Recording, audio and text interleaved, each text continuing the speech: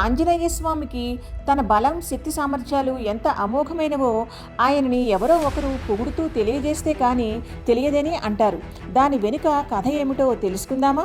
హనుమంతుడు రోజుల బాలుడుగా ఉన్నప్పుడు ఒకసారి ఆకలిగా అనిపించి ఆకాశంలో వెలుగుతున్న బాలసూర్యుని చూసి అదేదో పండు అనుకుని ఎగిరి వెళ్ళి ఆ సూర్యుని పట్టుకుని తినబోతాడు.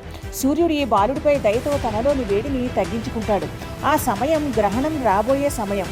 అందువల్ల రాహువు సూర్యుని తినేయటానికి అక్కడికి వస్తాడు. చిన్నారి ఆంజనేయుడు రాహువును కూడా పట్టుకోపోతే పారిపోయిన రాహువు, ఈ సమయంలో సూర్యుడిని తినవలసింది నేను కదా, మీరు మరొకరికి ఎందుకు అనుమతిని ఇచ్చారు అని దేవతల రాజైన ఇంద్రుడిని ప్రశ్నిస్తాడు కోపంగా. అప్పుడు ఇంద్రుడే సూర్యుడి దగ్గరికి స్వయంగా వస్తాడు. ఇంద్రుడి వాహనం ఐరావతం మీదకి హనుమంతుడు దూకుతాడు తినేయటానికి. దాంతో కోపించిన ఇంద్రుడు తన వజ్రాయుధంతో ఆంజనేయుడి దవడ మీద పడతాడు.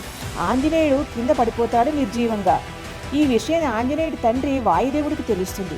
కోపంతో సమస్త జీవరాశులకి గాలి అందకుండా స్తంభింపచేసేస్తాడు వాయుదేవుడు.